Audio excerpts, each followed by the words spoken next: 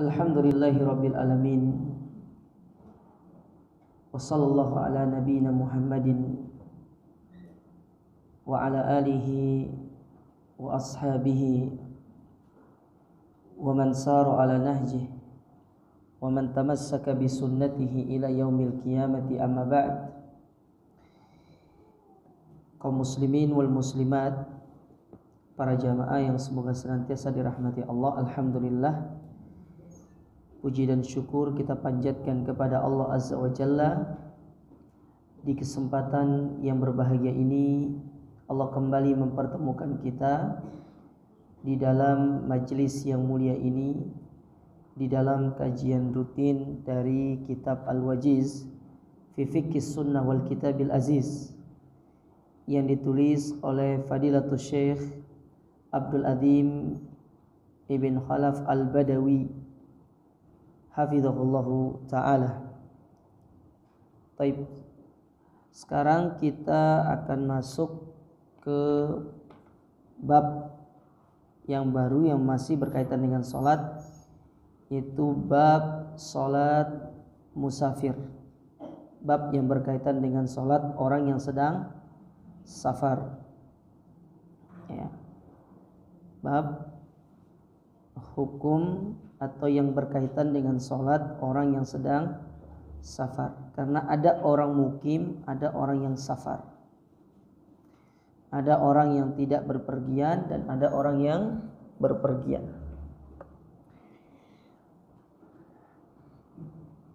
Yang pertama di sini hukum sholat qashar ya, hukum sholat qashar.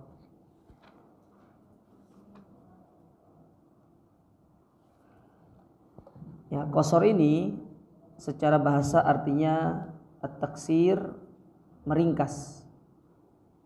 Ya, qashar itu secara bahasa artinya meringkas. Adapun secara istilahnya meringkas sholat yang 4 menjadi 2, yang 3 menjadi 3. Gimana mau diringkas? 1,5 gitu. Yang 2 ya tetap 2. Jadi yang diringkas itu hanya sholat yang 4 rakaat.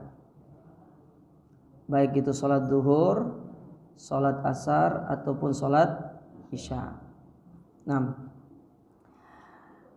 Dalil, di sini disebutkan dalil yang menjelaskan tentang diperbolehkannya qashar.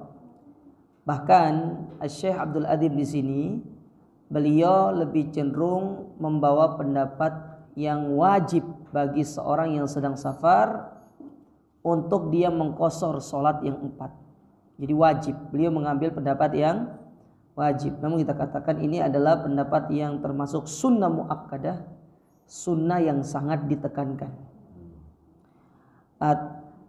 Sedikit saya menyimpang dulu dikit terkait pengertian sunnah muakkadah. Kita sering mendengar sunnah muakkadah ya. Ada namanya sunnah muakkadah, ada namanya hukumnya sunnah. Nah, sunnah muakkadah itu berbeda dengan sunnah biasa. Kalau sunnah biasa itu Bu, Bapak, bahwasanya sunnah ibadah ini hukumnya sunnah. Berarti ibadah ini tidak rutin dilakukan oleh Nabi.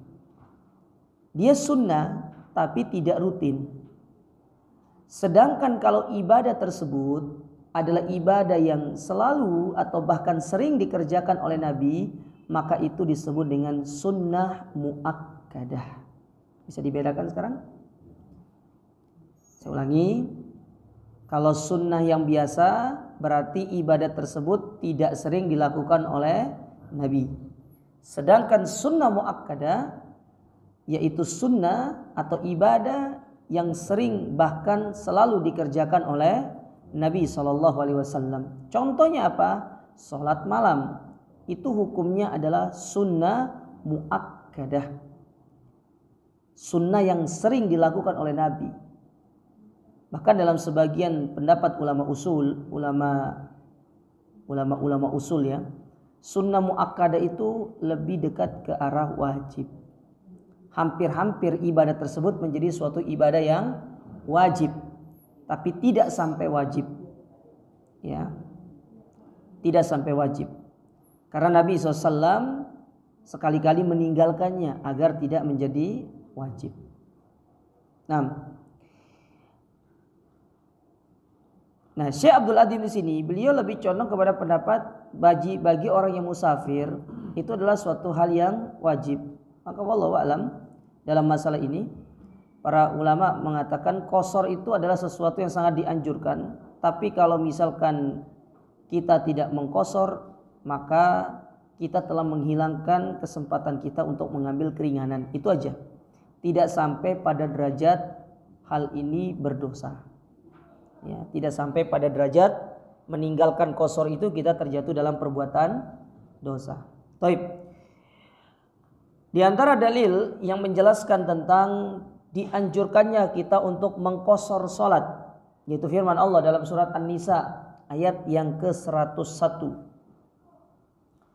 Di mana Allah Subhanahu wa taala berfirman, "Wa idza darabtum fil ardi," dan jika kamu berpergian di atas muka bumi ini, "falaisa 'alaikum junahun," maka tidak mengapa bagi kalian antaksuru minas salati in khiftum ayyaftinakumul ladina kafaru, untuk kalian mengqasar salat kalian jika kamu takut diserang oleh orang-orang kafir. Ya, kalau dulu kan kita ngerti kaum muslimin itu kan berpergian, banyak musuhnya. Sekarang kita hidup di tempat yang alhamdulillah banyak keamanan. Ya, artinya kita tidak perlu takut untuk diserang ya, kecuali kalau memang ada orang-orang yang berniat jahat kepada kita. Nah, ini salah satu dalil yang menjelaskan kepada kita tentang Allah memerintahkan kita untuk boleh mengambil qasar, karena Allah mengatakan di situ falaisa 'alaikum junah, tidak berdosa bagi di antara kalian yang ingin mengqasar salatnya, yang ingin meringkas salatnya. Tapi ingat, itu dalam kondisi safar. Maka saya kasih gambaran di depan. Jadi qasar ini itu hanya berlaku bagi orang yang musafir. Tetapi kalau jamak itu tidak hanya bagi orang musafir, tapi juga berlaku bagi orang mukim. Orang mukim itu boleh menjamak sholatnya sekali-kali. Ya, boleh menjamak sholatnya sekali-sekali boleh. Tapi kalau orang yang mukim, dia tidak boleh mengqasar sholat, karena qasar itu kekhususan bagi orang yang sedang safar. Ini perlu diingat ya. Ya. Nanti akan kita sebutkan di sini, disebutkan atau tidak? Nanti akan kita sebutkan kapan seorang itu diperbolehkan untuk mengqasar sholatnya. Ya, apakah dia ketika masih di tempat, misalkan nih ada orang mau berangkat ke Jakarta dari Surabaya, ya ternyata berangkatnya pas waktu zuhur. Apakah waktu zuhur itu dia boleh langsung mengqasar sholatnya atau tidak? Nanti akan kita jelaskan. Ya, ini terjadi khilaf di kalangan para ulama. Tapi kalau kita katakan apakah dia sudah boleh menjamak? Boleh kalau menjamak. Tapi kalau mengqasar itu yang masih terjadi khilaf di kalangan para ulama. Nanti akan kita sebutkan. Bersabar dulu. Biarkan waktu yang menjawab. Sekali-sekali ustadznya puitis nggak apa-apa. Boleh lah. Taib. Itu yang pertama dari Al-Quran. Kemudian yang kedua, hadisnya itu dari sabda Nabi SAW. Ya. Di mana Nabi SAW di sini atau hadis ini diceritakan dari Ya'la bin Umayyah, annahu sa'ala Umar bin Al-Khattab radhiyallahu anhu. Dia bertanya kepada Umar bin Khattab, an hadhil ayah, tentang ayat ini, maksudnya tentang surat An-Nisa ayat yang ke-101. Jadi Ya'la bin Umayyah ini dia bertanya kepada Umar perkara ayat surat An-Nisa ayat 101. Faqala, maka Umar mengatakan, in khiftum ayyaftinakumul ladzina kafaru faqad aminan nasu faqala Umar. Ya, sesungguhnya jika kamu takut diserang oleh orang-orang kafir, padahal orang-orang dalam kondisi sangat aman sekarang ini, maka Umar menjawab, ajibtu mimma ajibta minhu. Ya. Kata Umar bin Khattab, saya juga heran seperti apa yang kamu herankan. Ya, artinya kan sudah aman, tidak ada lagi yang akan menyerang kaum muslimin. Karena kalau kita perhatikan ayat tadi Bapak ibu-ibu ya, kenapa diperintahkan Allah memerintahkan kita untuk mengqashar? Sebabnya itu supaya kita tidak diserang oleh orang-orang kafir ketika sedang sholat. Itu kan sebab, illah kenapa dikosorkannya sholat itu. Nah sekarang nih ketika ilahnya hilang, ya sebabnya hilang, yang menjadikan ibadah tersebut diperintahkan atau yang menjadikan ibadah tersebut diperbolehkan, apakah ibadah itu masih boleh diamalkan atau tidak? Itu kan pertanyaannya sekarang. Karena kan ilahnya, ini kita berbicara usul fikih ya. Sekali-sekali ibu-ibu belajar usul fikih lah. Siapa tahu keluar dari sini kan nanti jadi ustadzah. Ya, kemudian buka kajian di rumahnya.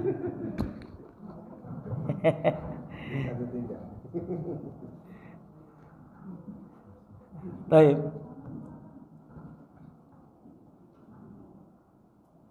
Jadi gini.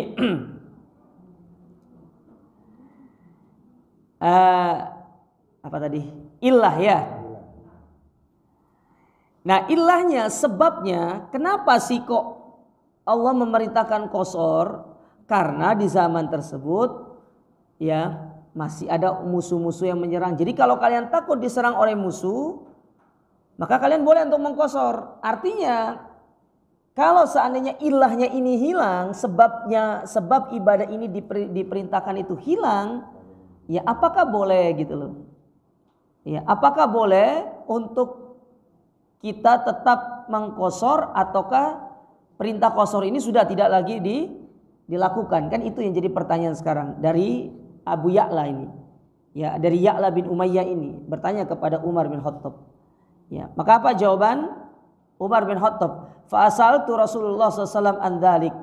Maka aku pun bertanya kepada Rasulullah SAW tentang perkara itu. Maka Nabi menjawab dengan apa? Shadaqatun tasaddaqallahu biha alaikum faqbalu shadaqatahu.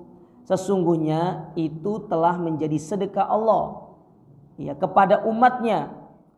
Ya, maka ambillah sedekah tersebut. Artinya meskipun sekarang zamannya itu sudah aman, maka tetap qashar itu dianjurkan. Jadi dengan hilangnya illah tadi, maka ibadah tersebut tidak semerta-merta dihapus oleh Allah, tetap dijadikan sebagai bagian dari syariat. Paham sampai di sini ya? Ya, sekali-sekali belajar usul fiqh lah gitu kan ya. Ini namanya usul fiqh dalam ilmu agamanya. Usul fikih, kita belajar tentang usul fikih. Ya. Taib. Jadi qashar itu menjadi sebuah sedekah. Yang tadi awalnya qashar itu adalah sebuah keringanan yang Allah berikan karena rasa takut yang ada dalam diri kaum muslimin. Setelah datangnya rasa aman, maka Allah jadikan qashar itu sebagai sedekah. Makanya sedekah itu jangan ditolak. Sedekahnya Allah itu jangan ditolak. Sangat dianjurkan untuk kita mengambil sedekah tersebut, ibu-ibu sekalian, bapak-bapak ya. Kalau kita lagi dalam perjalanan, sudah kerjakan qashar, kerjakan jamak, karena kita sedang mengambil sedekah dari Allah. Dan orang yang mengambil sedekah Allah maka akan disayang oleh Allah Subhanahu wa ta'ala. Kita ini suka mempersulit diri kita. Ya, Ustaz, saya mau menyempurnakan sholat saya. Tidak perlu. Mungkin kita diberikan sedekah sama Allah, diberikan kemudahan. Ya. Ibu jangan sampai menjadi ya kebanyakan warga plus 62 ya. Kalau ada yang sulit ngapain cari yang mudah katanya. Ya, kalau bisa menyempurnakan sholat, kenapa harus mengqashar dalam posisi kita safar? Tidak. Justru ini kemudahan yang Allah berikan kepada kita. Sama seperti begini. sekarang itu kan safar itu sangat mudah gitu ya. Mau ke Jakarta pakai pesawat 1,5 jam sampai, naik kereta tinggal tidur sampai.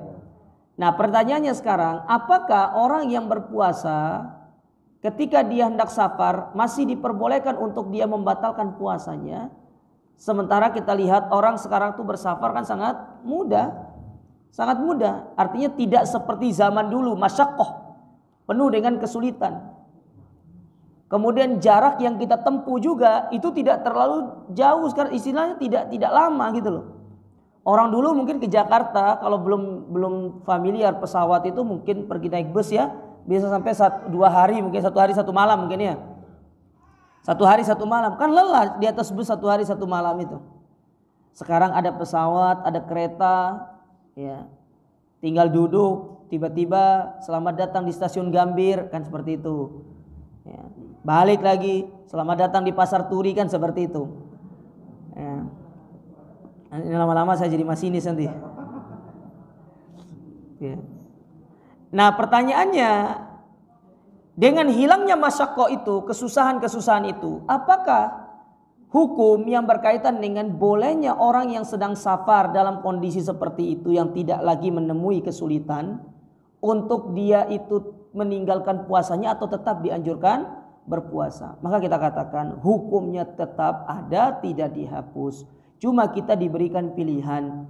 Kalau memang dengan kita berpergian, bersafar dengan kemudahan seperti itu dan menempuh waktu yang tidak terlalu lama, ya bisa menjadikan kita menahan puasa, maka itu tidak ada masalah. Tapi bagi orang yang mau berbuka juga dengan alasan dia safar, maka ini juga tidak mengapa karena hukumnya tidak dihapus. Ya, hukumnya tidak dihapus. Ya. Nah, oleh karenanya ibu-ibu, bapak-bapak sekalian, sama seperti qashar ini ya. Qashar ini tetap ada sampai hari ini dan akan ada terus sampai nanti hari kiamat insyaallah. Baik.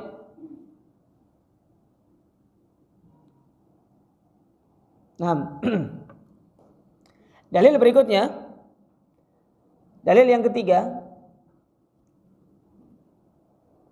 dari Ibnu Abbas radhiyallahu taala anhuma. Dia berkata, faradallahu sholata ala lisani nabiyikum fil hadari arba'an wa fis safari raq'atain wa fil khaufi raq'atan. Allah Subhanahu wa taala telah mewajibkan salat melalui lisan nabi kalian. Ketika kalian bermukim maka 4 rakaat. Ketika dalam perjalanan maka 2 rakaat. Dan ketika dalam kondisi peperangan maka 1 rakaat. Jadi salat orang yang sedang perang itu 1 rakaat. Ya, salat orang yang sedang perang itu 1 rakaat. Ya. Yang dikenal kadang ada namanya istilahnya salat khauf namanya, salat dalam kondisi takut. Jadi cara prakteknya itu nanti pas shofnya dibuat 2 shaf. Nah, 2 shaf. Ketika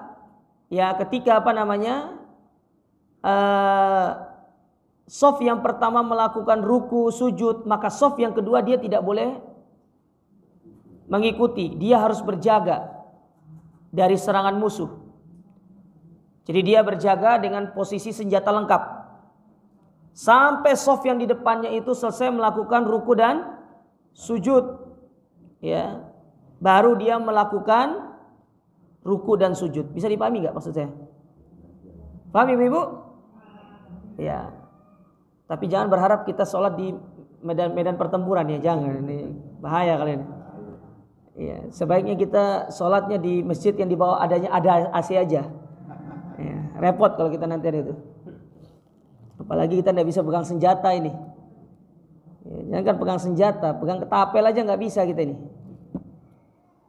Anak sekarang dikasih tahu ketapel nggak ngerti, ya nggak paham anak sekarang ketapel itu. Oh kalau dikasih olahraga 2 jempol itu kuat mereka.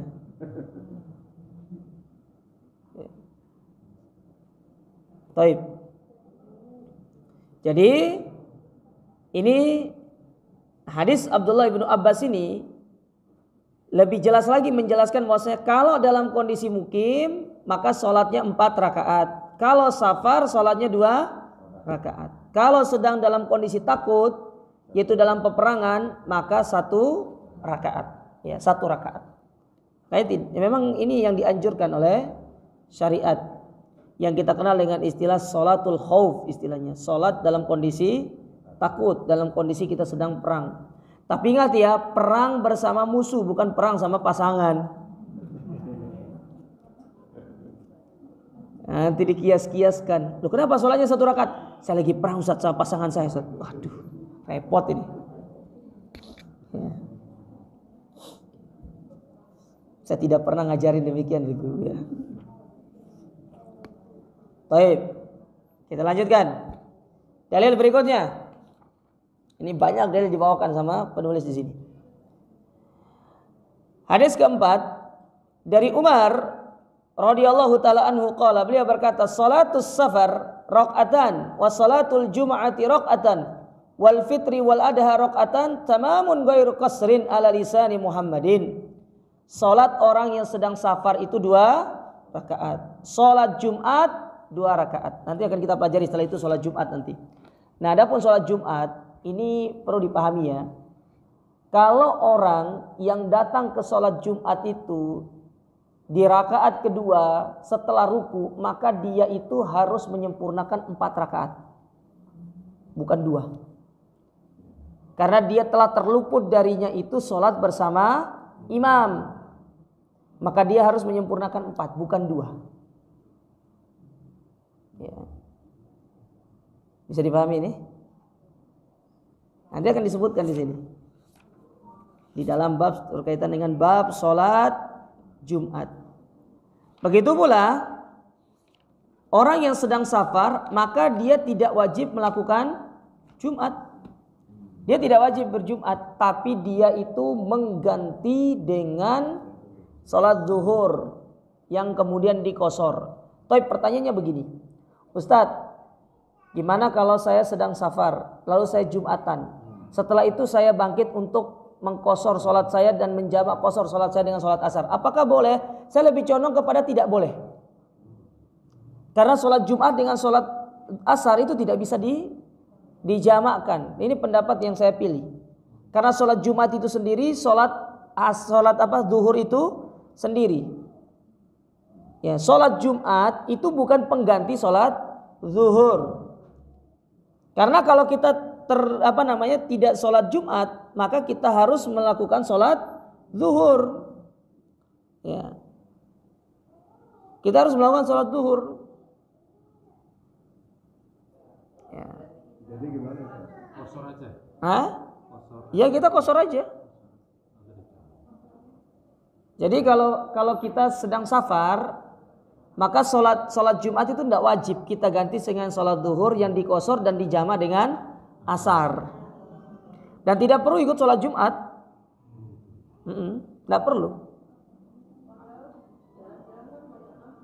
Kenapa?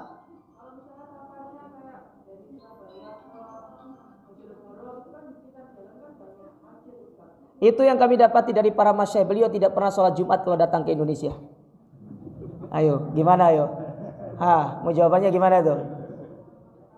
Para ulama kalau datang ke Indonesia itu hotelnya samping masjid, tidak pernah ikut sholat Jumat.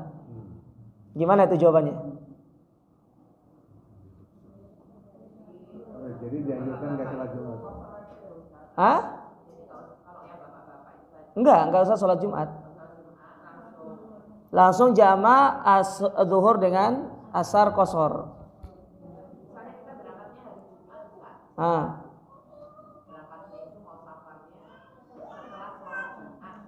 Itu beda hal kalau itu. Maka ya ikut sholat Jumat kan belum berangkat. Kalau berangkatnya selesai Jumat, maka setelah itu ya kita itu berangkat.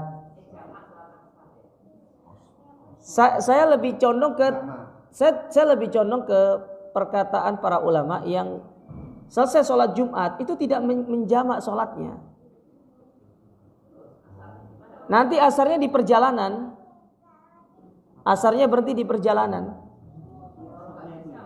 Hah?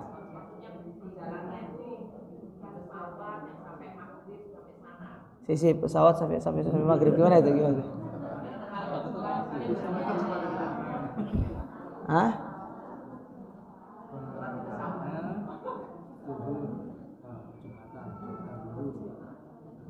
Ini tergantung mau kemananya dulu. Hah? Ini tergantung mau kemananya dulu. Kalau ibu-ibu, bapak itu misalkan mau berangkat, contoh ya, mau berangkat umroh gitu kan ya. Ya. Karena kalau masih safarnya dalam kondisi di Indonesia, insya Allah masih bisa, masih nutut. Tapi kalau misalkan mau berangkat umroh, berangkatnya hari Jumat, selesai Jumatan misalkan. Nah itu gimana sikapnya? Ya sementara kan kita berangkatnya habis Jumat. Saya yakin kalau berangkatnya habis Jumat, laki-lakinya tidak Jumatan, karena kalau Jumatan ketinggalan pesawat.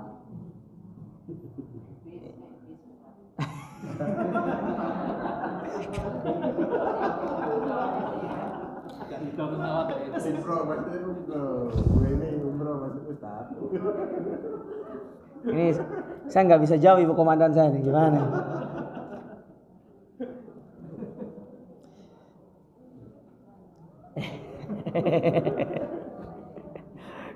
Ya.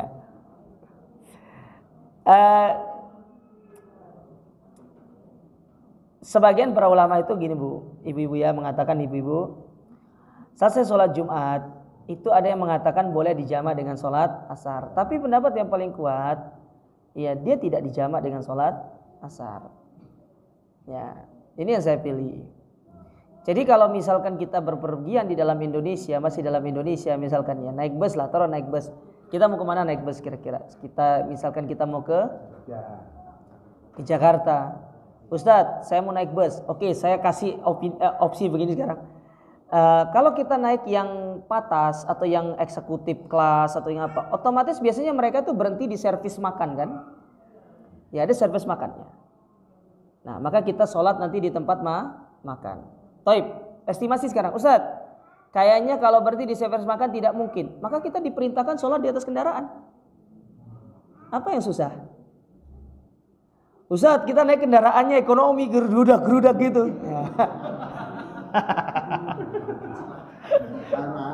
Jadi ibu-ibunya mencari celah sekarang ini. Ustadz, gimana kalau naiknya kayak model selamat gitu kan? Itu nggak bisa khusyuk, kita sholat kebanyakan istighfar gitu. Ya. So dia sholat semampunya. Apa yang bisa kita lakukan kita lakukan. Ya. Karena di dalam orang yang safar itu, kenapa safar itu diberikan kemudahan? Karena Nabi SAW mengatakan as-safaru qit'atun minal adab. Safar itu bagian daripada adab, ujian. Makanya diberikan kemudahan, keringanan. Ya. Sepertinya sudah terbantahkan semua ya hujahnya ya. Baik, kita lanjut. Kemudian salat Idul Fitri dan Idul Adha itu 2 rakaat. Ya, 2 rakaat sempurna tanpa qasar ala lisani Muhammad menurut ucapan dari Nabi sallallahu alaihi wasallam. Jadi salat Jumat 2 rakaat, salat Idul Fitri Idul Adha 2 rakaat, salat orang musafir juga 2 rakaat. Arti ini menunjukkan dalil ini tentang qasar dari salat yang 4. Ya. Kemudian dalil yang lain. Berikutnya dari Aisyah radhiyallahu taala anha qalat. Beliau berkata, "As-salatu awwala ma furidat raq'ataini." Salat pada awal difardukannya 2 rakaat. Fa uqirrat salatus safari wa utimmat salatul hadar. Ya. Lalu 2 rakaat itu ditetapkan sebagai salat safar dan disempurnakan untuk sholat orang yang mukim. Hadis ini kata para ulama, jadi awalnya dulu sholat diperintahkan itu, sholat yang pertama kali diperintahkan itu adalah kepada Nabi itu sholatnya 2 rakaat, yang 4 itu 2. Itu hukum asal awalnya. Ya 2. Kemudian setelah itu Allah menurunkan perintah untuk mengatakan bahwasanya 2 itu diberikan kepada orang yang safar. Sedangkan orang mukim ditambah 2 menjadi berapa? 4. Adapun sholat maghrib, sholat subuh, maka dia tetap hukum asalnya 3 dan 2. Cuma yang berubah itu hanya sholat duhur, asar, dan isya yang dari 2 menjadi 4. Itu hukum asalnya dulu begitu. Ya, hukum asalnya seperti itu dulu. Ya. Ketika awal-awal diperintahkan sholat itu kepada Nabi SAW. Nah, dari sini pula kita mengetahui, makanya Nabi kenapa sering mengerjakan sholat tarawih itu 2-2, karena kebiasaan Nabi mengerjakan sholat itu sebanyak 2-2, 2 rakaat salam, 2 rakaat salam. Dan tarawih yang paling afdol itu adalah 2 rakaat salam, 2 rakaat salam. Itu yang paling afdol karena itu yang mendekat kepada sunnah Nabi SAW. Taib. Kemudian dalil yang terakhir dari Abdullah bin Umar radhiyallahu taala anhuma. Beliau berkata, "Sahibtu Rasulullah sallallahu alaihi wasallam fis safar." Aku pernah menemani Nabi SAW di dalam safarnya. Falam yazid ala raqataini hatta qabadahu Allah. Dan Nabi tidak pernah sholat lebih dari 2 rakaat sampai dia meninggal dunia. Artinya dalam kondisi safar yang 4 itu tetap dikosor menjadi 2. Tidak pernah disempurnakan 4. Cuma banyak kaum muslimin itu, saya heran gitu kan ya, kenapa kok lebih suka untuk menyulitkan diri dengan sholat 4 rakaat, apalagi sholat ikut sholat berjamaah, padahal dia tidak wajib ikut sholat berjamaah. Dia diberikan kemudahan sama Allah Ta'ala. Ketika selama dia mukim, dia sering ikut melaksanakan sholat berjamaah di masjid. Tiba-tiba ketika dia sedang safar, otomatis itu akan menjadikan dia tidak bisa ikut sholat berjamaah di masjid tempat dia sholat. Maka selama dia safar, dia tetap dicatat pahala sholat berjamaahnya. Karena itu sudah menjadi kebiasaannya. Nah, yang diperintahkan kepada kita oleh Allah Subhanahu wa taala itu mengambil rukhsah, kemudahan itu. Makanya kata para ulama, umumnya ibadah itu semakin banyak jumlahnya semakin afdol, betul? Semakin banyak jumlah bilangannya semakin afdol. Tapi ada satu ibadah yang justru semakin sedikit itu lebih afdol daripada yang banyak. Itulah sholat orang yang safar. Orang yang safar dia sholat 2 rakaat qashar itu lebih baik daripada dia sedang safar lalu menyempurnakan sholatnya 4 rakaat ataupun ikut sholat berjamaah bersama imam. Lebih baik yang 2 rakaat. Itu lebih afdol. Karena dia mengambil keringanan yang Allah berikan kepada dia. Sama kondisinya begini. Kita sekarang bersafar pakai kapal nih. Ustaz, saya mau safar ke Kalimantan naik kapal 36 jam misalkan. Ya. Di atas kapal itu kan ada adzan dikumandangkan, kadang-kadang ada sholat Jumat. Gimana hukumnya Ustaz? Apakah kita tetap ikut sholat 5 waktu di situ ataukah kita mengqashar dan menjamak sholat kita dan tidak perlu ikut sholat Jumat? Maka kita katakan yang paling afdol mengqashar dan menjamak sholat. Ya, dan tidak perlu untuk ikut sholat Jumat. Tidak perlu. Dan itu yang saya praktekkan. Saya terakhir kemarin datang ke sini itu tahun lalu ya, bukan kemarin, tahun lalu. Itu datang dari Lombok ke sini itu naik kapal. Sekitar 22 jam di atas kapal. Kebetulan hari itu adalah hari Kamis, besoknya hari Jumat. Maka saya mempraktekkan apa yang dipraktekkan oleh Nabi SAW. Menjamak dan mengqashar, dan ketika Jumatan saya tidak ikut sholat Jumat. Saya tidak ikut sholat Jumat. Ya. Karena ini rukhsah yang dimudahkan oleh syariat kepada kita. Maka mengambil rukhsah itu jauh lebih utama. Dan ini yang sering tidak dipahami oleh sebagian kaum muslimin. Kemudian dikatakan di sini, wa sahibtu Abu Bakrin, dan aku pernah menemani Abu Bakar. Falam yazid ala raqataini hatta qabadahu Allah.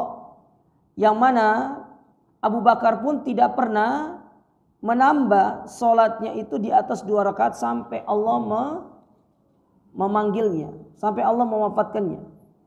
Wa sahibtu Umara falam yazid ala raq'ataini hatta qabadahullah. Begitu pula Umar demikian.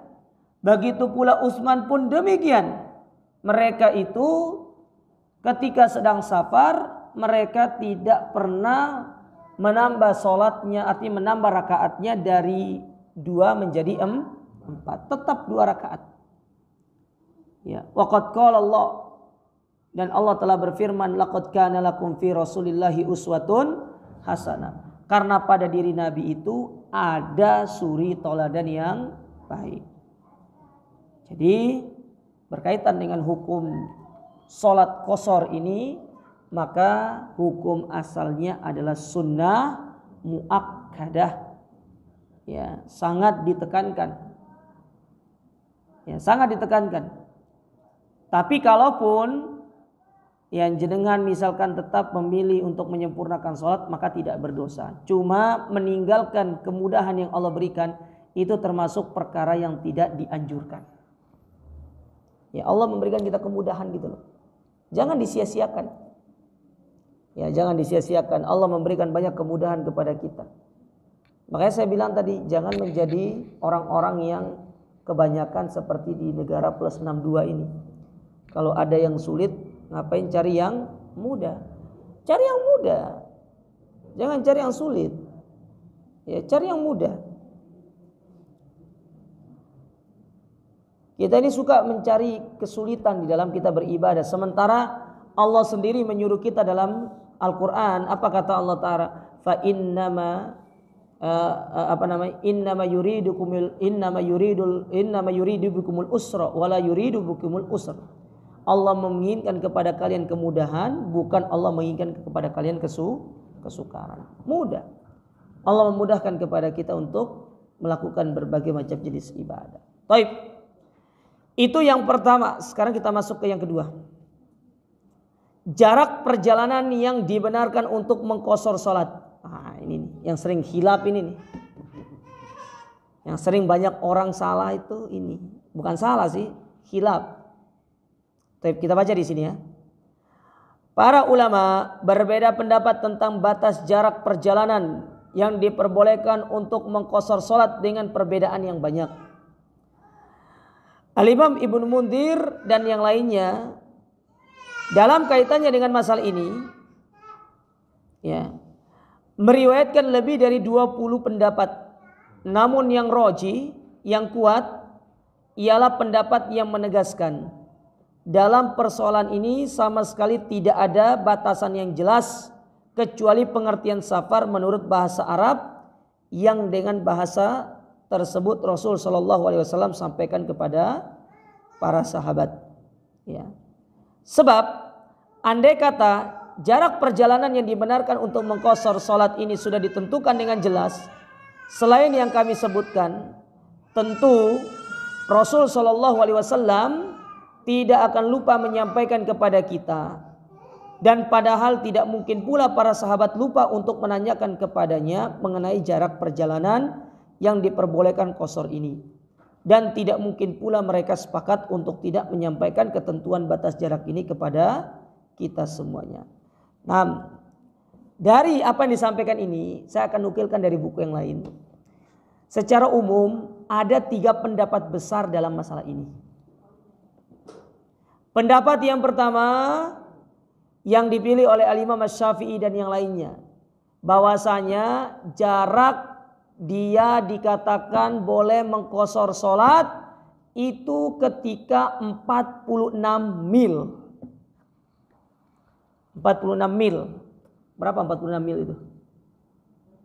80 kilo pokoknya. Ini pendapat Al-Imam Asy-Syafi'i. Kalau tidak salah pendapat ini juga dipilih Imam Malik. Ya. Berapa, Bu? 80 kilo. Sekarang kita berandai-andai nih. Berarti kalau 80 kilo itu kemana? Malang 80. Naik tol 80. Coba kita cek via Google. Malang mana dulu nih? Hah? Batu duduk Malang, ya kan? Batu ya batu. Mana dulu, Bu? Oke, kita ambil dari mana nih start kita nih? Nah, kita start dari sini aja ya. Kita start dari Ketintang. Kita mau ke, anggap saja kita mau ke alun-alun Malang. Kok alun-alun Surabaya? Alun-alun Malang. Kalau dari peta itu 91 kilo. Masuk berarti? Masuk. Ya. Apalagi naik ke Batu. Ya. Tambah masuk. Ya. Ini ke alun-alunnya dari Ketintang sini itu 91 kilo. Berarti sudah masuk ya. Nah, sekarang kemana lagi? Ke Pandaan. Ya, Pandaan. Nggak usah Pandaan lah. Terawas. Lebih jauh dikit. Iya, naik gunung. Ya, ke Terawas. Kemana Terawasnya? Terawas pokoknya ya. Taruhlah ke mana, ke mana? Yang terkenal di Terawas apa? Oh, Cimory duduk Terawas. Bukan Terawas, Bu, belum masuk dia.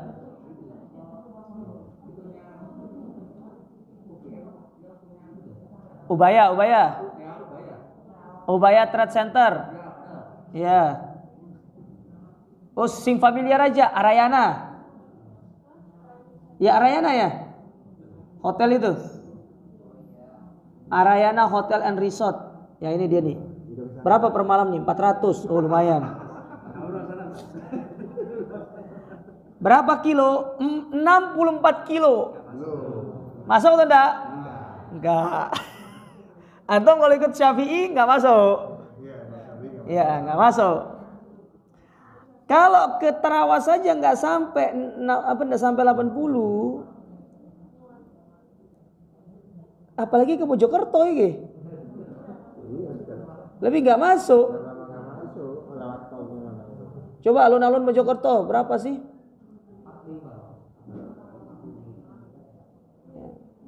Ini kok kita jadi ya, ukur jarak ini.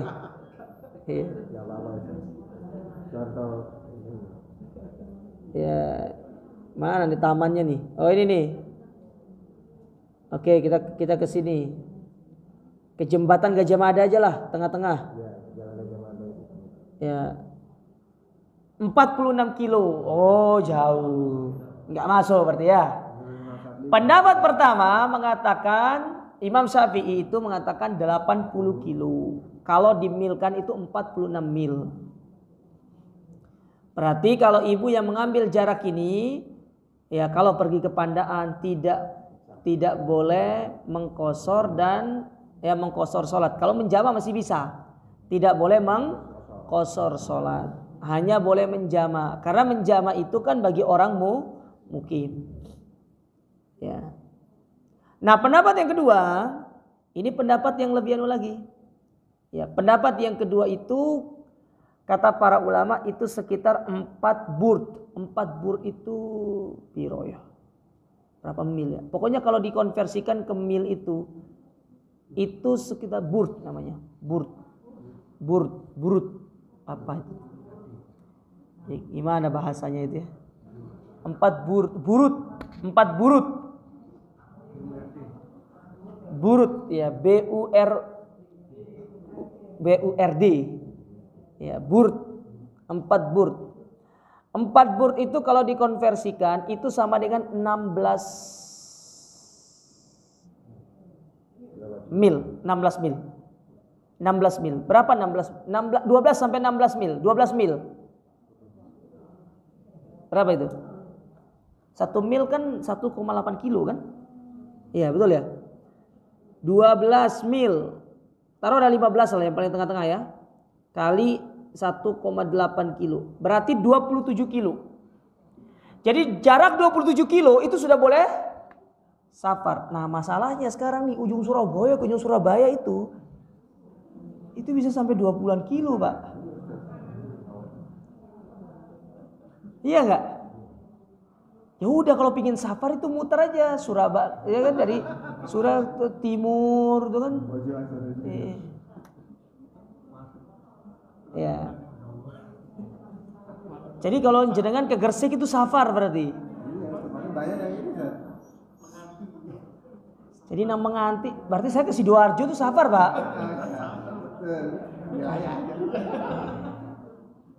Berarti saya kalau kajian Surabaya Sidoarjo itu safar ya saya itu. Masya Allah, saya setiap hari safar itu. Itu pendapat yang kedua. Nah, pendapat yang ketiga,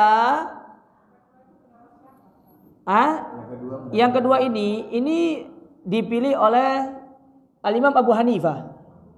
Iya, dipilih oleh Imam Abu Hanifah. Ya. Dipilih oleh Imam Abu Hanifah rahimahullahu taala.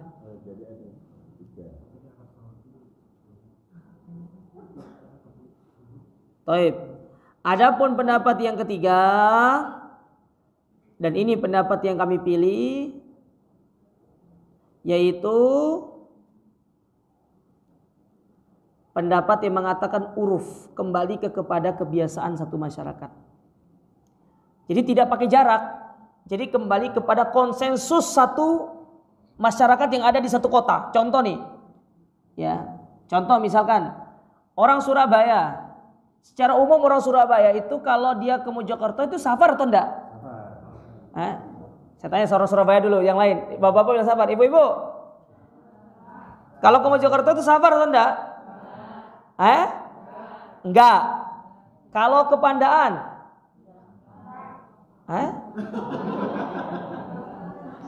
Gimana ceritanya ibu-ibu ini?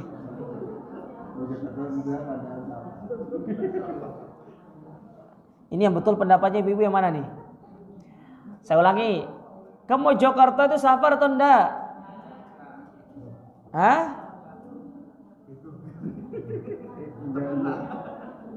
Nah,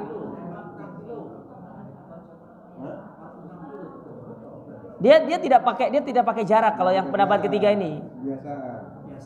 Jadi dikembalikan kepada kebiasaan, tidak pakai jarak. Dikembalikan kepada kebiasaan. Artinya kepada kesepakatan dari satu wilayah gitu. Misalkan orang Surabaya nih bilang, kalau ke Pandaan, ya udah itu safar itu. Ya, safar. Ya. Kemudian ada yang bilang kalau ke Mojokerto nggak safar. Kenapa? Jaraknya terlalu pendek. Kalau ke Pandaan agak panjang. Maka dia dikatakan safar. Sama kayak orang ke Bangil. Bangil nggak safar karena dekat gitu kan. Ya. Jadi dia kembali kepada kebiasaan masyarakat, bukan ditentukan oleh jarak, bukan. Berbeda dengan pendapat yang pertama dan kedua tadi. Kalau pertama Imam Syafi'i menentukan 80 kilo. Kalau yang kedua Imam Abu Hanifah itu dengan 40 sekian kilo. Kalau pendapat ketiga tidak pakai jarak. Murni bertanya kepada kebiasaan satu masyarakat. Kalau ke Jakarta jelas kita tidak ada perbedaan. Yang kita tanyakan sekarang itu yang dekat-dekat sini nih, Malang, Pandaan, ya, kemudian Trawas, Pacet, itu kan daerah-daerah wisata tuh. Apakah itu dikatakan safar? Orang Surabaya kalau ke sana itu namanya safar atau enggak? Saya mau tanya ibu-ibunya dulu. Ibu-ibu, kalau ibu pergi ke Pacet, ibu bilang safar atau enggak? Kok enggak kompak jawabannya?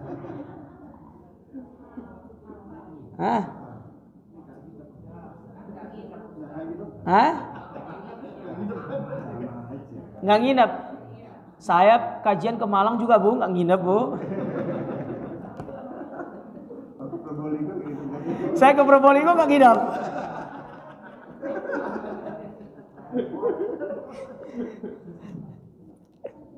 Berarti kalau saya mau ke Gresik nginep aja lah. Kebanyakan biasanya itu. Ya, nah dari sini kita tidak bisa tidak bisa mematok bahwasanya orang dikatakan safar itu harus 80 kilo, nggak bisa, karena kebiasaan orang juga beda-beda. Kadang dia mengambil pendapat yang berbeda. Sama seperti pendapat Abu Hanifah itu lebih dikuatkan oleh para ulama juga. Bahkan para ulama itu lebih condong kepada pendapat Abu Hanifah itu yang mengatakan bahwasanya kalau sudah 15 mil itu sudah dikatakan kita safar. Ya, sudah dikatakan kita safar. Makanya dalam beberapa riwayat Nabi SAW itu diceritakan oleh para sahabat, kadang baru keluar dari kota Madinah itu sudah menjama dan mengqashar salat. Padahal kalau dipikir jarak kota Madinah dengan batas luar kota Madinah itu tidak jauh. Ya, cuma beberapa mil gitu. Ya, tapi jangan bandingkan ya kota Madinah di zaman dulu sama zaman sekarang.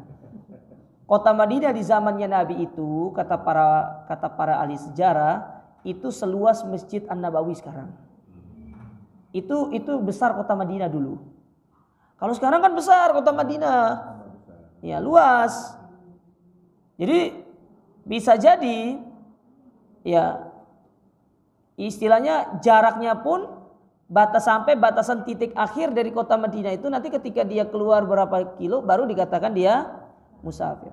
Dalam satu riwayat lagi Nabi dikatakan begini, Nabi ketika menyempuh jarak 3 farsah itu 12 mil. 12 mil ya berapa kilo tadi itu? Tidak sampai 40-an kilo. Itu sudah mengqashar sholatnya. Makanya tidak ada jarak yang pasti dalam masalah ini. Jadi tinggal ibu bapak itu ngambil pendapat yang mana. Ya, ambil pendapat yang mana? Mau pendapat pertama, kedua atau ketiga. Kalau kita ambil dari pendapat mazhab dari negara kita, umumnya mazhab negara kita Syafi'i berarti pasti mengambil yang 80 kilo. Ya, 80 kilo. Tapi kalau ibu-ibu bapak hidupnya di Saudi yang umumnya mayoritasnya adalah Hambali, umumnya mereka itu kembali kepada pendapat Ibnu Taimiyah. Ibnu Taimiyah itu mengambil pendapatnya Imam Ahmad. Imam Ahmad itu pendapatnya kembali kepada kebiasaan. Kembali kepada uruf, kebiasaan satu masyarakat.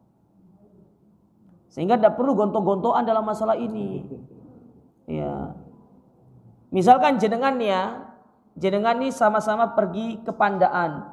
Berdua misalkan, istri sama suami. Suami bilang bahwasanya saya mengambil pendapat kalau ke Pandaan itu safar. Istri bilang saya mengambil pendapat yang 80 misalkan. Jadi tidak perlu kelahi istri sama suami itu. Tidak perlu nanti akhirnya sudah Pak kamu tidur di luar nanti. Ya jangan, tidak gitu. Ini khilaf di kalangan para ulama dalam masalah fikih. Ya, jadi tidak perlu kita terlalu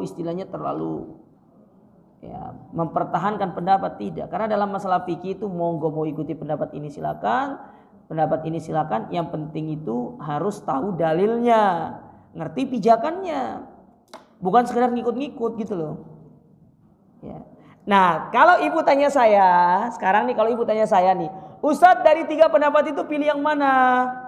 Saya jawab, saya pilih yang kebiasaan, uruf kebiasaan. Ya. Saya berapa kali bertanya kepada warga Surabaya, kalau ke Pandaan itu safar? Oh safar Ustaz. Ya udah, saya kalau ke Pandaan menjama dan mengqashar salat. Tapi kalau saya pergi ke Bangil, pas kajian di Bangil, saya tidak menjama dan mengqashar salat karena umumnya orang Surabaya bilang kita tidak safar Ustaz kalau ke situ. Tapi kalau sudah ke Pandaan, ke Trawas, apalagi ke Malang misalkan, itu sudah kita dikatakan apa? Safar. Ya, tinggal nanti ibu mau pilih pendapat yang mana. Saya tidak memaksa ibu harus ikut pendapat saya, tapi ibu harus memilih pendapat sesuai dengan hati nurani ibu-ibu. Tapi yang jelas akidah dan manhaj kita satu, Bu ya. Ya, kalau berbeda bahaya. Ya, bahaya kalau itu. Nah, makanya Syekh Abdul Azim Al-Badawi di sini, beliau tidak membawakan pendapat-pendapat yang beliau Beliau tidak membawakan satu pendapat yang kuat di sini. Istilahnya saya pilih pendapat ini tidak. Beliau hanya menyampaikan ada banyak pendapat dalam masalah seperti ini, dalam masalah safar ini. Ya. Intinya kembali kepada kebiasaan kita atau kembali kepada pendapat yang mana yang kita pilih. Kayak contoh gitu loh. Jenengan sholat jenengan pilih yang tasyahudnya bergerak atau diam, terserah. Kemudian jenengan pilih yang selesai kita ruku itu i'tidal, kita sedekap lagi atau tidak, itu kan terserah. Tidak ada paksaan dalam masalah itu. Jangan sampai nanti suaminya sedekap setelah ruku, ibu-ibu nggak sedekap, lalu ibu bilang sama suami ibu, mas, bid'ah kamu, neraka tempatmu. Aduh, repot kalau ini. Nah, ini bahaya kalau ini. Taib. Itu yang berkaitan dengan jarak ya. Jadi tidak ada istilahnya pendapat yang pasti dalam masalah ini. Tinggal ibu memilih salah satu dari pendapat-pendapat tersebut. Ibu pilih yang mana, ibu komitmen dengan pendapat itu. Karena sebagian orang ya, mohon maaf bu, sebagian ibu-ibu terutama di sebagian MT yang saya kalau ngisi itu, mereka kalau misalkan mau ada kepentingan pribadi yang tadinya pilih pendapat uruf, ya berubah menjadi pendapat Syafi'i 80 kilo kalau ada kepentingan pribadinya. Ini namanya tidak konsisten namanya. Ustadz saya uruf Ustadz, kepandaan safar Ustadz. Tapi giliran pergi jalan sama teman-temannya, Ustadz saya pilih pendapat yang 80 kilo, jadi kepandaan gak safar.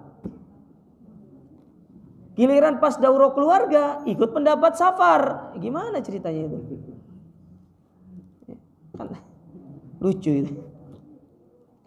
Ya. Taib. Nah, sekarang kita masuk ke poin yang ketiga. Ya. Poin yang ketiga yaitu kawasan yang dibenarkan mulai mengqashar sholat. Kawasan atau batasan ya lebih tepatnya sebenarnya. Yang dibenarkan mulai mengqashar sholat. Dikatakan di sini, jumhur ulama berpendapat bahwa permulaan bolehnya mengqashar sholat ini dimulai ketika sudah meninggalkan daerah tempat ia bermukim dan keluar dari batas negeri. Nah ini dia. Ya, saya bilang tadi, kalau dia mengqashar dan dia belum berangkat itu tidak boleh. Tapi kalau dia ingin menjamak dan dia masih belum berangkat itu boleh. Bisa dipahami ya? Jadi jenengan nih ibu-ibu, bapak-bapak mau berangkat, ya, mau berangkat nih, mau kemana gitu kan? Mau jalan-jalan lah. Berangkatnya setelah zuhur. Belum berangkat, masih di rumah. Maka kita itu hanya baru bisa melakukan jamak saja, belum melakukan qashar. Nah triknya bu, saya kasih tahu triknya. Kalau ingin mendapati qashar, caranya gimana? Ibu keluar dari kampung ibu, nanti berhenti di rest area sebentar, sholat qashar di situ. Itu triknya. Makanya nanya dulu kalau musafar itu, Ustadz gimana triknya? Gitu. Aduh. Gimana? Itu triknya gitu. Paham ibu-ibu? Keluar dari Surabaya, masuk ke tol Sidoarjo, di situ ada rest area. Mampir sebentar, sholat jamak qashar. Kalau ibu masih dalam Surabaya, ya belum boleh. Gitu triknya bu. Paham? Kalau masih di dalam Surabaya mau berangkat ke Malang, ya ibu belum boleh mengqashar, menjamak boleh.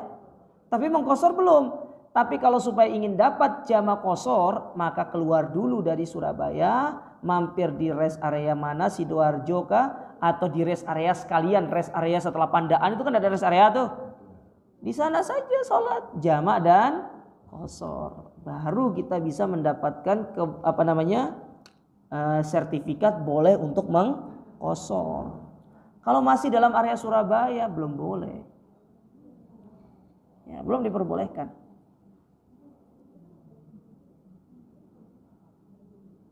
Ya.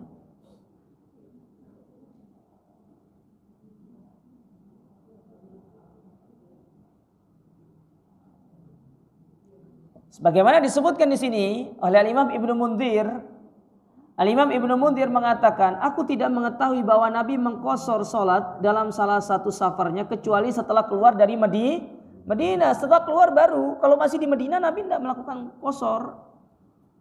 Hal itu diperkuat dengan hadis Anas.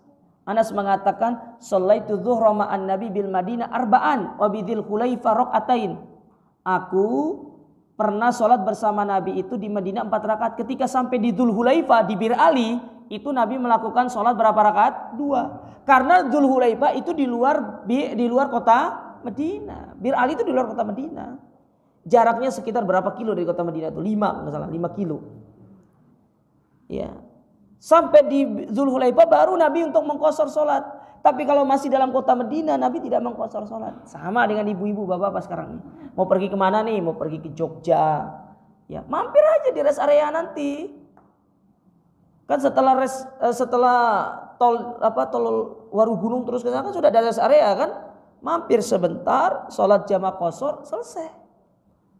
Kalau melakukan sholat tetap memilih sholat di dalam Surabaya sebelum berangkat, berarti hanya berlaku jamaah, tidak berlaku qashar.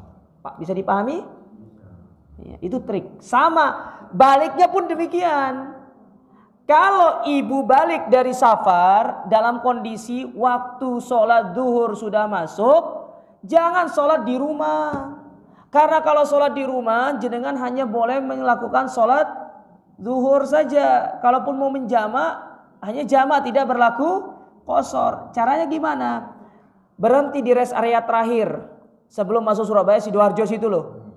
Berhenti di Sidoarjo situ. Jenengan sholat di situ, sholat jamak qashar.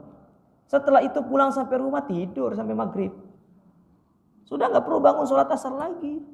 Itu triknya Bu, Pak. Ya, akhirnya saya kasih triknya itu. Ya. Ini mahal loh Bu triknya itu Bu. Ustaz, jadi misalnya kita balik dari luar kota, misalnya duhurnya gabung pas sampai di sama asar sampai di Surabaya misalnya, itu gimana? Itu boleh, tapi jamaah saja. Contoh nih ya, nih saya kasih gambaran supaya lebih konkret. Ibu-ibu pulang dari Malang jam berapa? 10:30. 10:30. Ya, mulai jalan nih 10:30, keluar dari hotel 10:30, shoot, masuk tol, tiba-tiba di tol lihat jam 11. Ya, lewat rest area. Ternyata lewat rest area masuk ke tol Kejapanan, baru masuk waktu zuhur, ya toh? Baru waktu zuhur. Nah, otomatis di situ tinggal berapa kali rest area ibu dapati? 1. Rest area Sidoarjo sini loh. Nah, sementara posisi ibu sekarang ini sudah berada dalam waktu sholat zuhur dan posisi ibu kan masih safar. Kalau ibu memaksakan diri untuk sholat nanti di rumah, berarti ibu hanya boleh sholat jamak saja karena mungkin capek ingin istirahat ya. Tapi kalau ibu berhenti di rest areanya Sidoarjo itu, ya rest area kilometer berapa itu, ya ibu berhenti di situ di Masjid Safar itu kan namanya Masjid Safar itu. Ibu berhenti di situ, ibu masih diperbolehkan menjamak dan mengqashar. Karena ibu belum masuk kampung. Sidoarjo itu bukan kampung ibu. Kampung ibu itu adalah Surabaya. Iya. Misalnya gini, maksud saya pendek sholat maghrib sama isya. Jadi misalnya di jalanan tuh kita nggak maghrib dulu, langsung isyanya di sini langsung di jamaah, tapi nggak di rumah. Di mana? Di masjid. Di luar rumah itu di mana? Itu jamaah puasa atau jamaah? Tetap jamaah biasa, karena sudah masuk kampung. Intinya hitungannya itu masuk kampung. Jadi batas kampung itu kalau sudah masuk batas kampung itu sudah tidak berlaku jamaah dan tidak berlaku qashar, tidak berlaku qashar, hanya berlaku jamaah saja.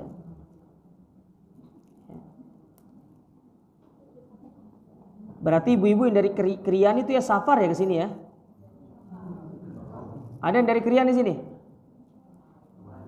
Enggak datang? Katanya ada dari Krian gitu. Oh, hah? Kayak safar, setiap datang kajian safar gitu ya. Wih. Jauh soalnya. Ya. Jadi saya ulangi, pendapat jumhur dalam masalah ini, seseorang sudah diperbolehkan untuk mengqashar ketika dia sudah keluar dari kampungnya, keluar dari wilayahnya. Kalau masih dalam wilayahnya maka dia tidak diperbolehkan untuk mengqashar. Tapi jama masih bisa, silakan. Karena jama itu kan tidak khusus bagi orang yang safar, tapi masih orang yang mukim. Baik, pembahasan terakhir. Pembahasan yang keempat sebelum kita akhiri sesi kita ini, kita pindah ke tanya jawab. 4, di sini dikatakan apabila seorang musafir tinggal di negeri orang karena ada suatu kepentingan dan ia tidak berniat mukim, ia harus mengqashar sampai ia keluar darinya. Ini kalau dia pergi ke suatu daerah, mungkin dia pergi bisnis berapa hari, maka niatnya itu tidak usah mukim, tapi niatnya apa? Musafir. Taib, dikatakan di sini dari Jabir bin Abdullah radhiyallahu taalaan, beliau berkata, aqaman Nabi sallallahu alaihi wasallam bi Tabuka 20 yauman yaqsurus shalah. Nabi SAW tinggal di Tabuk selama 20 hari dan beliau mengqashar salatnya. Ya. Beliau mengqashar salatnya. Hadis ini hadis yang sahih diriwayatkan Abu Daud ya dan yang lainnya. Kemudian dikatakan di situ, Ibnu Qayyim menegaskan Rasul tidak pernah bersabda kepada umatnya tidak boleh seorang mengqashar salat bila menetap sementara lebih dari 20 hari. Namun secara kebetulan Rasul bermukim hanya sebatas hari tersebut. Dan manakala ia berniat mukim di satu daerah, maka setelah mengqashar salatnya selama 19 hari, selanjutnya ia harus salat secara sempurna.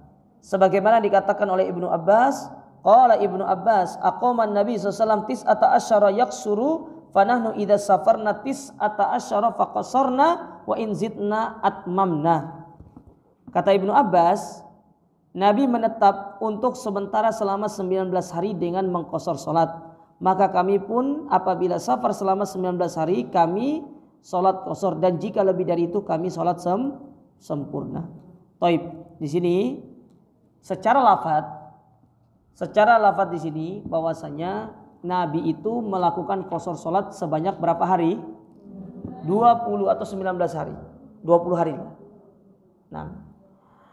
Nah, ini pula yang terjadi khilaf di kalangan para ulama. Ya, ini pula yang terjadi khilaf di kalangan para ulama. Apakah orang yang melakukan safar lebih dari 3 hari, 4 hari, 5 hari, 7 hari, 9 hari, bahkan sampai 20 hari, dia masih bisa tetap mengqashar ataupun menjamak salatnya? Taib, diperhatikan di sini. Ya, kata para ulama,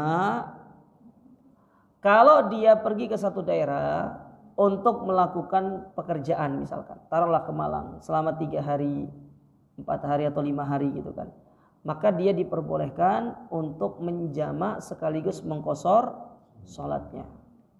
Ya, boleh menjamak sekaligus mengqashar salat.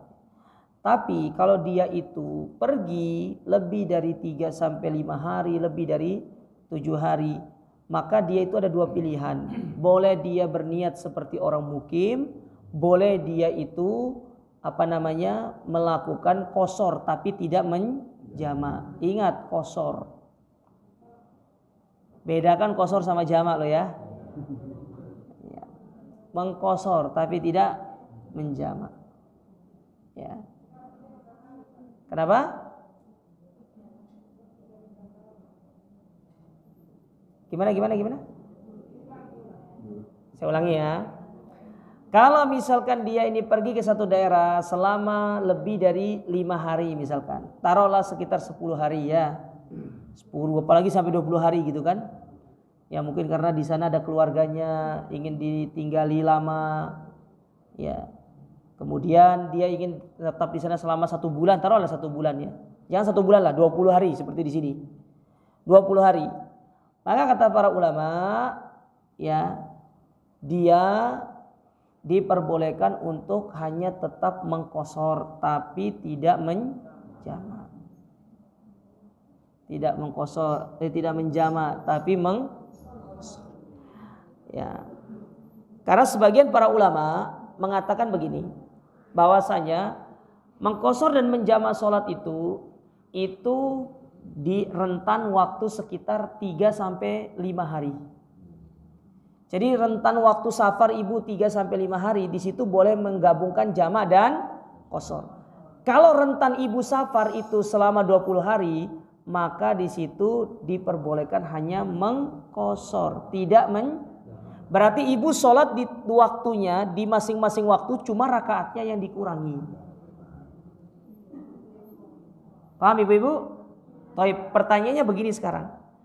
Ini kan mudah bagi perempuan, betul? Karena dia sholat di rumah. Lah terus yang laki-laki sholat di masjid piye? Mau nggak mau pasti ngikut imam. Mau saya kasih triknya? Hah? Kalau gini loh, triknya itu gampang sebenarnya Bu. Kalau ikut sholat berjamaah bersama imam, tinggal masuk di rakaat yang ketiga.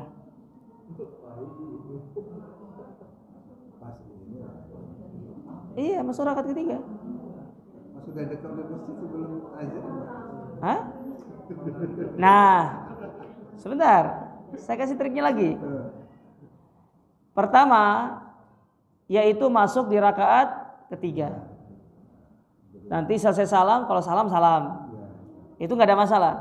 Sekarang kalau masuknya itu di rakaat pertama, maka ketika tasyahud yang pertama, jenengan jangan ikut bangkit, tapi duduk sampai imam tasyahud akhir.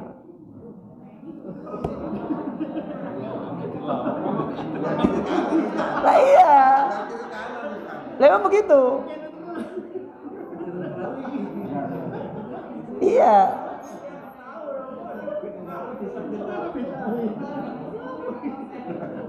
Lah iya. Gitu. Terus gimana dong? Karena jenengan kan memilih untuk sholat bersama imam dari awal. Maka mau nggak mau seperti itu, ya udah sudah siap-siap untuk dikatakan, oh iki Wahabi gitu. Iki Wahabi gitu. Nah ini nih bid'ah ini. Padahal nggak gitu, karena Nabi itu, kenapa beliau itu melakukan hal demikian? Karena Nabi sebagai seorang imam, jadi mudah Nabi melakukannya. Sekarang kan posisi kita bukan imam, kita di makmum. Mau nggak mau kan mengikuti imam. Nah imamnya 4, kita 2. Ya udah, ketika tasyahud pertama, jenengan duduk sampai imam tasyahud akhir. Nanti baru salam bersama imam.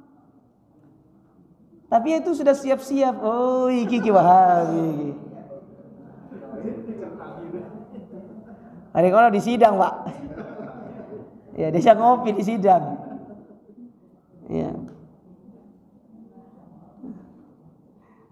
Nah, jadi triknya itu yang paling gampang itu yang nomor 1. Jenengan masuk di rakaat, tapi tetap akan menjadi timbul pertanyaan. Iki wong kok sudah 20 hari di sini sudah berhari-hari kok sholatnya 2 rakaat terus. Ya.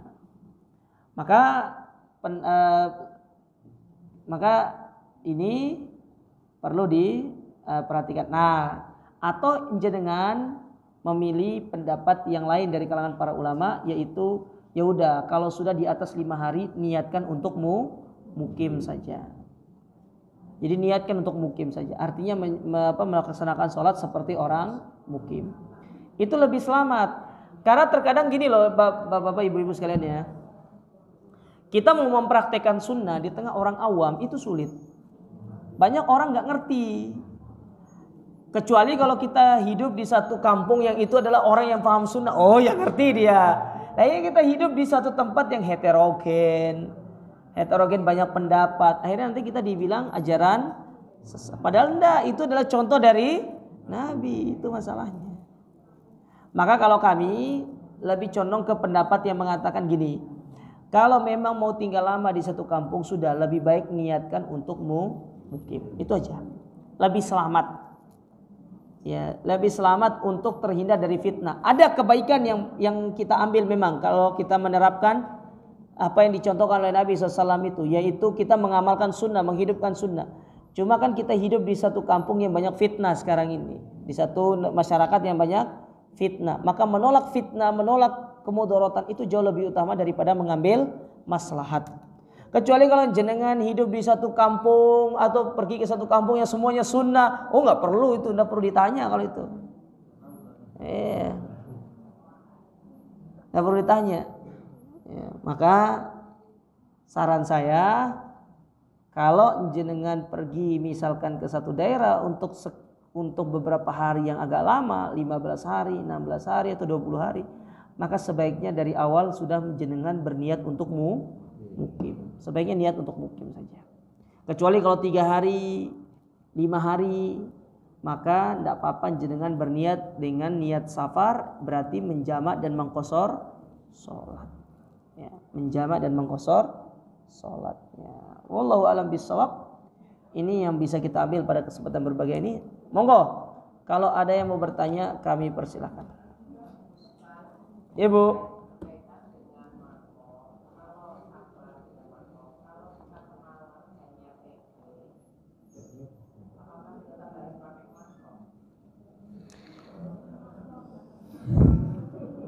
Iki berat jawabannya ini.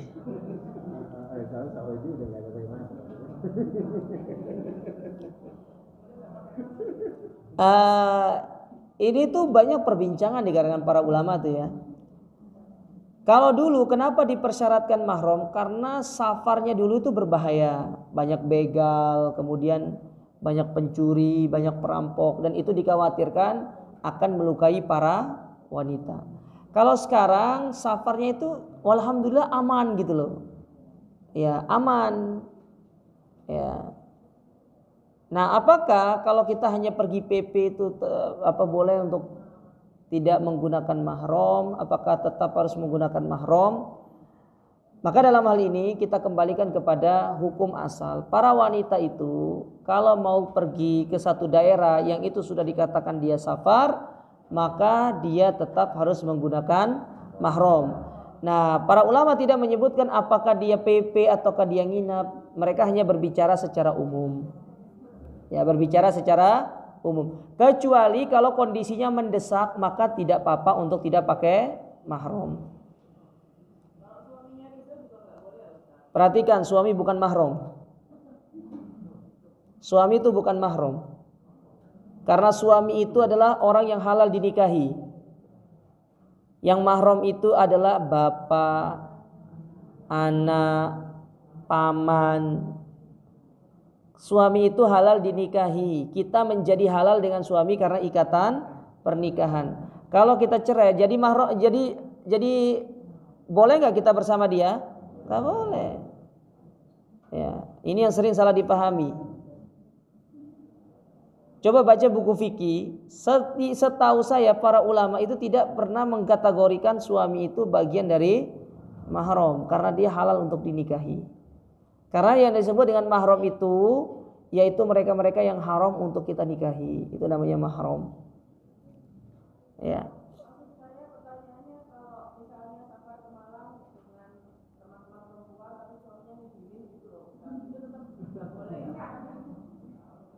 Iki berat iki.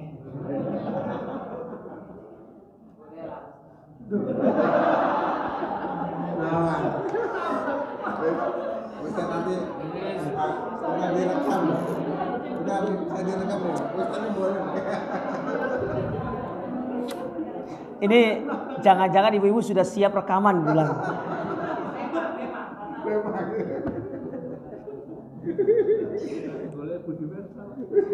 Saya tak insaf aja lah, saya di tengah-tengah saja lah. Gak jawab aja.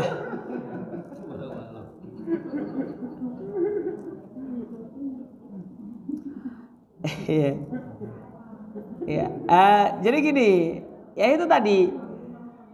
Kalau kebutuhannya itu mendesak, maka tidak apa-apa pergi sendiri atau bersama sesama. Tapi kalau tidak mendesak, maka dia masuk ke dalam kategori tetap dilarang. Mohon maaf Bu, tawarannya kurang masuk ya. Kayaknya negosiasi under table-nya harus diperkuat ini.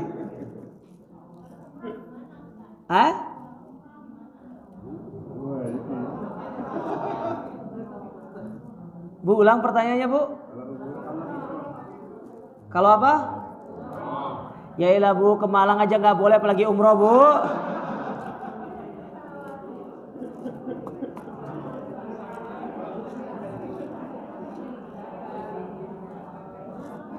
Karena Saudi memperbolehkan.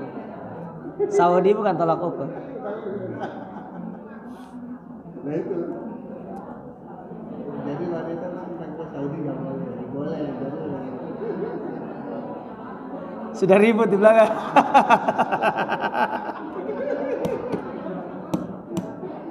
Menarik gitu, menarik. Sebentar. Kita clearkan dulu gini.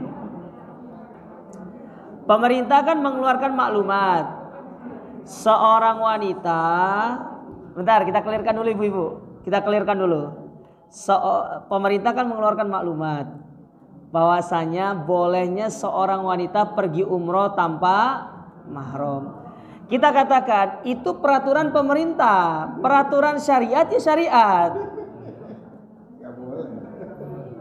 Kalau dia memaksa untuk tetap berangkat umroh tanpa mahram, maka jawaban saya umrohnya sah tapi berdosa. Umrohnya sah tapi berdosa. Kurang fase. Umrohnya syah tapi dia berdosa. Ya itu sikap saya Bu. Jadi kita kayaknya berseberangan kubu ini.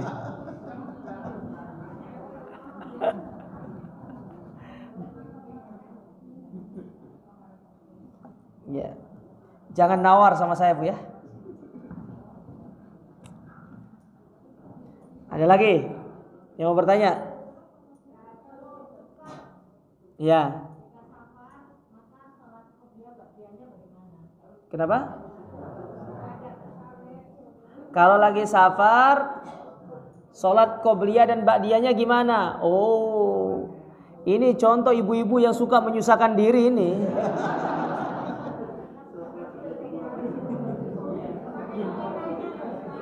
Kenapa? Saking cintanya. Masya Allah. Ya Allah, semoga Allah memberkahi ibu. Ya, menambahkan semangat dengan ibadah-ibadah, insya Allah ya.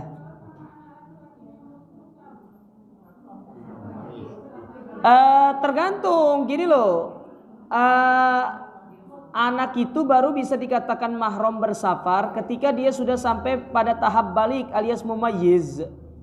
Kalau 10 tahun sudah bisa mumayyiz, sudah bisa membedakan mana yang baik, mana yang buruk, sudah sampai balik, nggak apa-apa berangkat. Ada yang 8, ada yang 9, ada yang 10. Tidak mesti. Ya. Tadi yang misalnya kalau kita yang misalnya lebih dari pagi, terus kita sholat berjamaah di suatu masjid setempat, kita menunggu sampai tasyahud akhir imam. Terus kita baca apa? Berdoa. Iya, boleh. Selesai tasyahud itu berdoa. Kita berdoa dengan doa-doa yang diajarkan sama Nabi. Minta, ya Allah, berikanlah saya istri 2, berikanlah istri 3, enggak apa-apa. Ya. Bentar, yang lainnya diam dulu. Biar seru ini ya. Ya.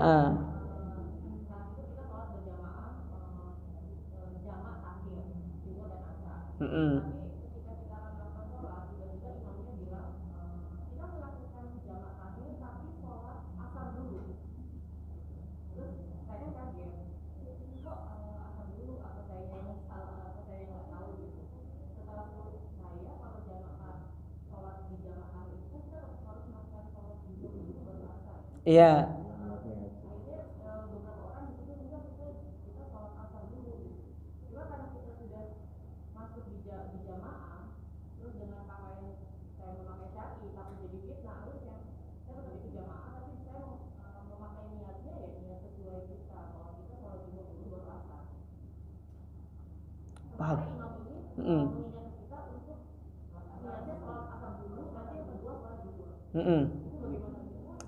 Emang top ibu itu.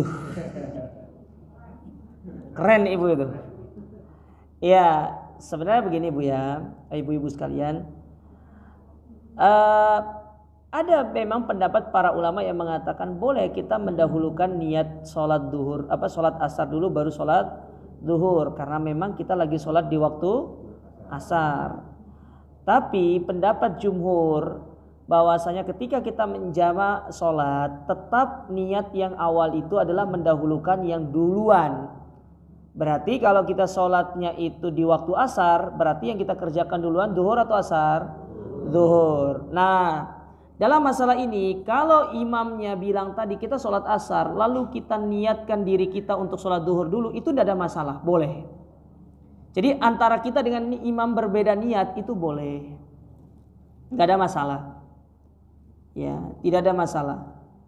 Namun umumnya jumhurnya ulama memilih pendapat kita mengerjakan sholat baik di waktu awal atau di akhir, tetap yang dikerjakan pertama kali dengan niat sholat yang datang lebih awal waktunya.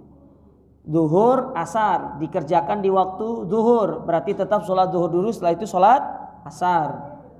Duhur, asar dikerjakan di waktu asar, maka yang paling utama dilakukan terlebih dahulu yaitu sholat duhur, baru setelah itu sholat asar. Ya. Oleh karenanya para ulama mengatakan mengikuti imam itu tidak mutlak. Ya, mengikuti imam tidak mutlak, boleh berbeda niat. Maka anda bapak ibu sudah sesuai dengan apa yang diajarkan oleh syariat. Ya, dan adapun imam tersebut kalau memang dia melakukannya karena ilmu, maka semoga Allah memberikan ilmu dan semangat di dalam dia belajar lagi, dan semoga lebih menambah wawasannya dalam masalah ini. Bisa dipahami ibu-ibu? Baik. Cukup? Kurang. Masih mau tambah negosiasinya pulang pergi sendiri?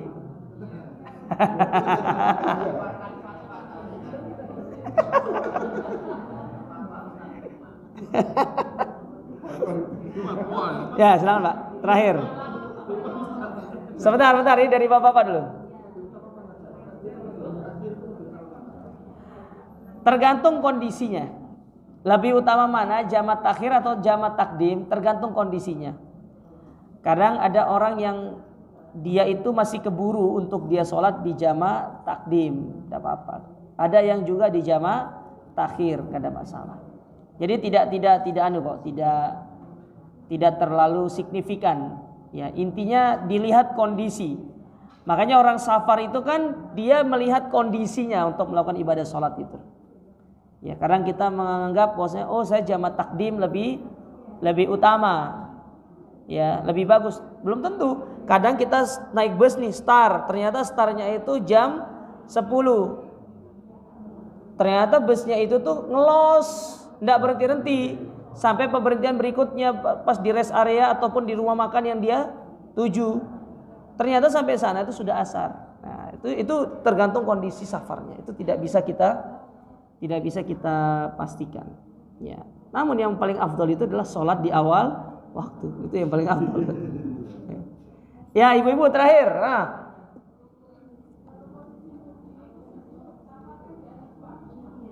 Gimana? Mudik kemana bu?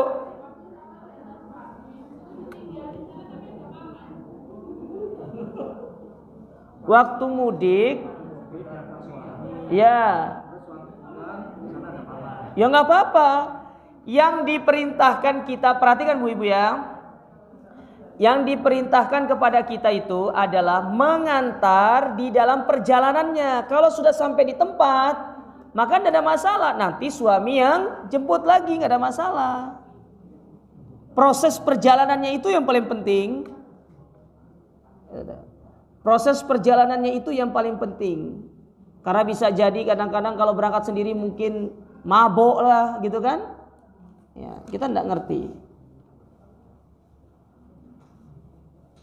Wallahu a'lam bishawab.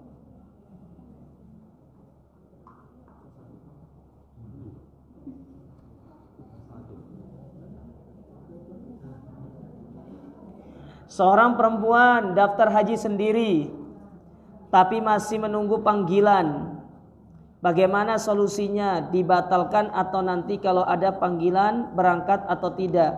Solusinya menikah kalau tidak ada suaminya. Berangkat berdua. Kalau memang tidak ada mahramnya, maka sebaiknya dibatalkan saja. Ya, dibatalkan saja dan bisa mencari alternatif lain. Karena kalau daftar haji sekarang itu kan ya, beda tahun aja sudah beda lama antri itu. Daftar haji 2022 sama daftar haji 2023 itu bisa beda tahun itu. Ya, nggak bisa berangkat samaan itu. Ya. Nah, semoga Allah memudahkan kita untuk bisa melakukan ibadah dengan sebaik-baiknya. Tapi mungkin ini bisa saya sampaikan. Kurang lebihnya saya mohon maaf. Jazakumullah khairan. Aku qouli hadza subhanakallahumma rabbana bihamdika asyhadu an la ilaha illa anta astaghfiruka wa atubu ilaik. Wassalamualaikum warahmatullahi wabarakatuh.